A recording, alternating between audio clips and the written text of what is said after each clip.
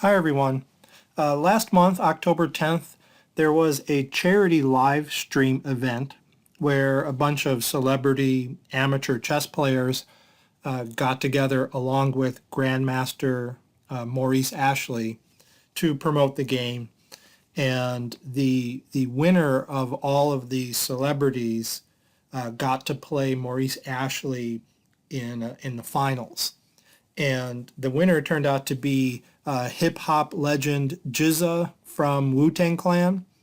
And he got to play Maurice Ashley a two-game match where Maurice Ashley had 1 minute on his clock to make all moves, and GZA had 10 minutes on his clock to make all moves. And so it was just a fun, light-hearted game. And I wanted to show you one of the two games in the match. Grandmaster Ashley had the white pieces, and they played a Slav defense. And right here, black makes a funny move, bishop to e6, blocking the e-pawn and blocking in the dark squared bishop. And then things got traded off here, and that bishop doesn't look so bad anymore, bolstering the pawn on d5, e3, bishop b4. Queen a4 forks the king and the bishop, but GZA was up to the defensive task. He finds knight to c6, blocking the check and protecting the bishop. Bishop b5, so the threat is to take the knight, followed by taking the bishop. So black trades the bishop off, and then plays bishop to d7 to break the pin. Both players castle. Okay, the white pieces get repelled a little bit. And now Ashley has all of his pieces lined up to support the pawn push to e4. So GZA makes a mistake here. He plays f5, probably thinking he needs more support of that square, but it just dropped a pawn. If we look at the engine right before that move, you'll see it's perfectly equal. So an amateur hip-hop legend brought a grandmaster to an equal position in 17 moves. Really great stuff here. Now, I'm not going to blame either player for any mistakes they make in such a fast time control as this, and it was just a fun game, but I found this fascinating. So f5 blunders the pawn. And now queen to e7 blunders another pawn here in e5. White could safely take that, but Maurice Ashley declines, plays h3. A queen trade occurs here, and then knight d2 pushes the rook back, and then e4 comes just as was planned many moves ago. So white has a commanding position at this point with an extra pawn and a clear passed pawn on the d file. Rook e8. Okay, time is really low on Ashley's clock, so of course you're going to play on as black. This game is far from over. And another pawn drops here. This pawn on b5 gets taken with tempo. We're hitting the knight has to move away, and then we can protect the pawn on c3. White protects the c3 pawn. Okay, knight d2, d5. Now black is attacking the c-pawn twice, and Maurice Ashley plays f3, and then he immediately shakes his head and says, "Oh, I can't believe I made this blunder." He just gives up the c-pawn, and he's so disgusted with himself that he thinks the position is now drawn. He tells the commentator, the other grandmaster commentator, that, "Can you believe I gave up this draw here?"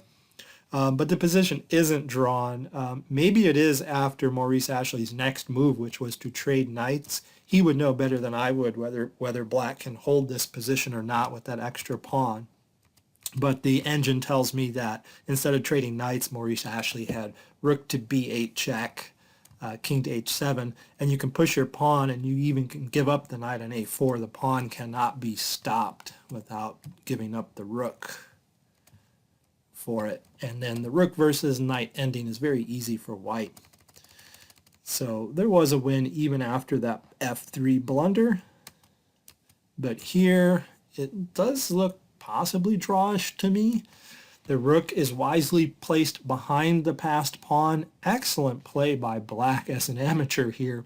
By the way, he was not using up nearly all of his time. I think he only used 2.5 minutes for the entire game, so he was playing much too quickly. So the king comes over, harasses the rook a little bit, and then he goes up to support the pawn to be pushed. And black takes a moment to grab a pawn over here on g2, which looked dangerous to me because Ashley pushed his pawn, and then black put the rook back there, and Ashley cut it off. And now he's going to queen. However, let's back up a minute. Maurice Ashley, the grandmaster, should not have pushed his pawn to d6. He missed something here, as did his opponent, as did the other commentator. Nobody mentioned this during the video I watched on YouTube. Rook to g5 check, skewering the rook here. The king has to move out of the way somewhere. Black takes it, and that pawn can easily be contained. So black has a winning position. So amateur hip-hop legend has a winning position against a grandmaster in this time odds game. But he misses it. He puts the rook back behind the passed pawn. Maurice Ashley cuts it off and then ends up queening that pawn easily. And there's still a couple exciting things that are going to happen here. If you do not play chess online, you probably don't know about this. But right in this position, it's black to move, and Maurice Ashley put a pre-move in. Now what that means is on the computer program, he made his next move on the board before it was his turn. So you ask the computer to save that move for you, and then as soon as black makes his move, your saved pre-move is automatically made. And it's a way to save time so you don't use any time up on your clock. Maurice Ashley is probably down to 10 seconds at this point. And his pre-move was the terrible queen to d5. If this king had moved to e5, for example, that queen would have gotten taken by this pre-move right there. And Maurice Ashley again shook his head and said, "Oh, I can't believe I made that pre-move." He saw it immediately. Maybe he's not used to playing online chess and bullet chess, and I don't know, maybe he is. But he was nervous, and he mops up pretty easily here. His strategy is to take all those pawns, so if black has no mating material and Maurice Ashley runs out of time, then at least he gets a draw. But he's not satisfied with a draw. He's going to push his other pawn.